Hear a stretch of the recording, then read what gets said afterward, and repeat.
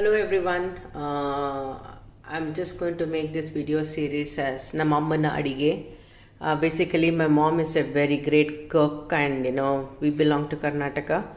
And my mom has been really sick throughout this year, and we're missing a great food. But I thought our legacy of making good food and good recipe should not go away. So I'm trying to collect all the small recipes from her and start making these videos for me and for future for everybody. Today I'm going to make Ichakida Saru. This is Ichakida. This is because Avarekai, the skin peeled. It's 1 kg here. So I've soaked this first year. So let me talk about the ingredients needed for making this Ichakida Saru, which can be eaten with rice, roti, or idli or anything.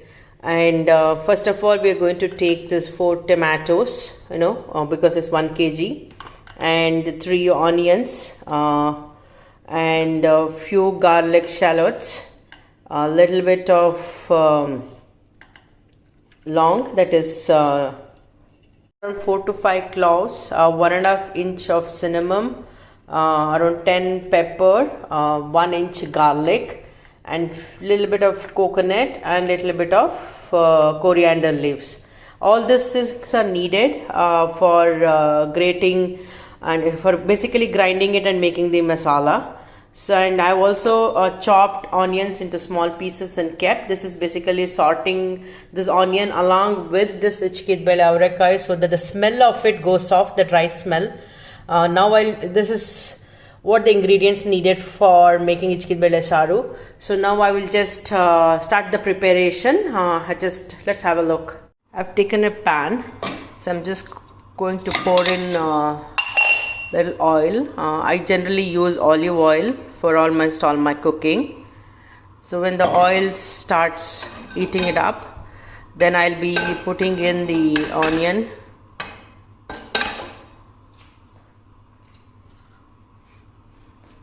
The oil is good enough.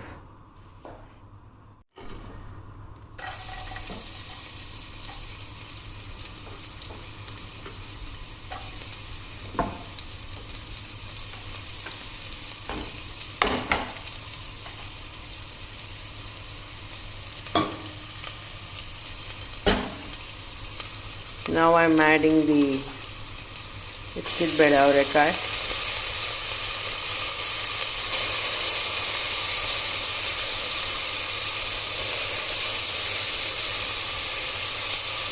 So now we need to keep roasting this until the rice kind of the smell has to go, and little bit it gets roasted.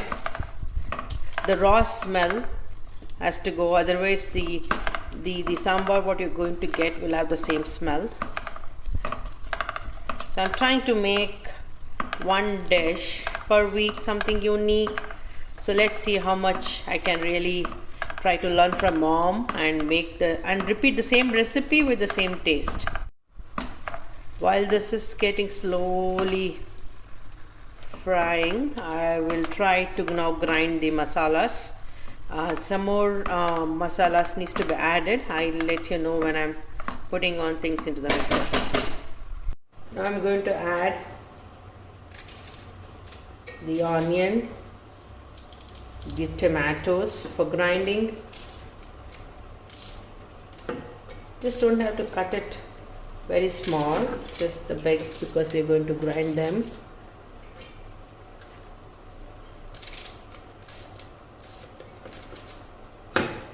The onions are done, the coriander leaves, the garlic, cinnamon, cloves, pepper, tomatoes,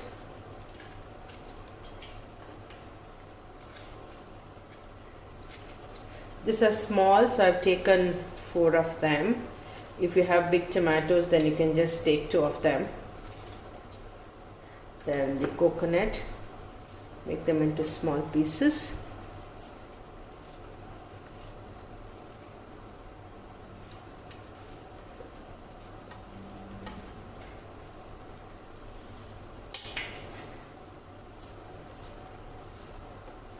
Then the ginger.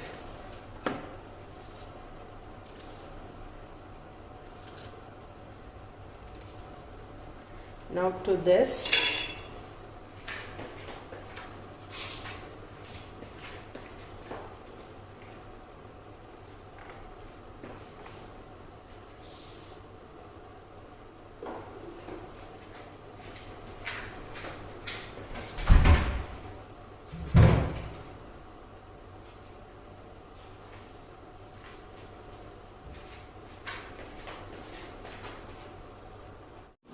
this, I'll add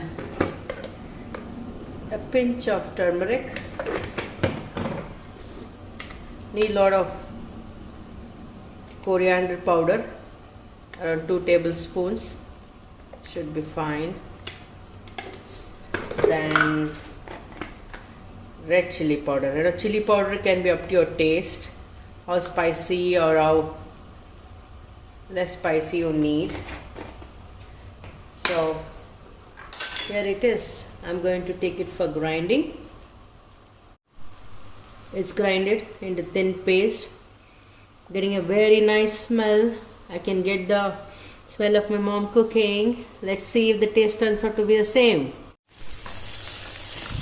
The raw smell is gone. So what I'm going to do is I'm going to remove this separately. It is not fully cooked because this is very soft seeds. Basically they will cook very fast and you should never pressure cook it. So I'm going to keep this separately, then cook the masala separately and then add this for a few minutes and then the sambar would be ready. So now I've taken a separate pan. I'll be pouring in this masala just to, we need to keep cooking this masala until the rawness goes, at least for 5 to 10 minutes. And I put a little oil before that, and then the moment this masala is cooked, you will start seeing the oil separating the masala. Then you can add enough water for consistency, and depending on for what we're going to eat this for, we're going to eat it with rice or with roti. Depending on that, the water content can be added. So let's keep this cooking for some time.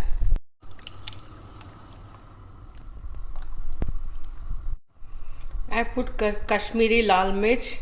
That's the reason why this gravy paste is looking reddish. Otherwise it will be a little bit yellowish green mixed color. The gravy is boiling. I can get a nice aroma.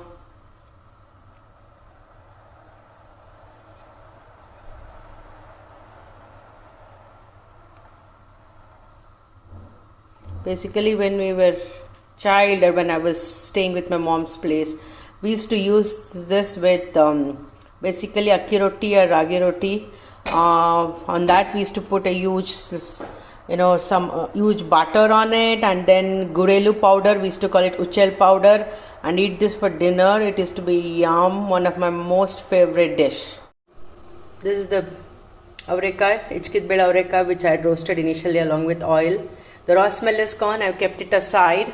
Once this gravy is fully cooked, I will add this into this and just boil it for 2 to 3 minutes, and we are done to eat. It's boiling. Still the raw smell is not gone. It needs another 5 minutes of cooking.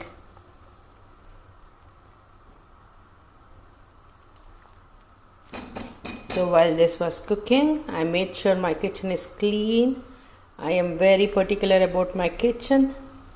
Every now and then I keep cleaning it. So that's how I make sure I utilize my time efficiently to make sure kitchen is clean while the cooking is going on. I'll be adding salt. I generally use Himalayan pink salt. You can add salt according to your taste. Now this masala is fully cooked and I don't get the raw smell. Now I'm going to add this initially sauteed averekai into this. Please make sure you only cook for just 2 to 3 minutes, otherwise it will get overcooked and you'll really not be able to enjoy these beans. Now I added it. I'm just going to wait for it to start boiling. 2 minutes. I'm just going to switch off And then savior with rice, or rotis, or idli, or dosa, anything you like to taste with. It's boiling now. Another 1 minute. I'll switch it off. Even with that heated gravy, this beans will get cooked.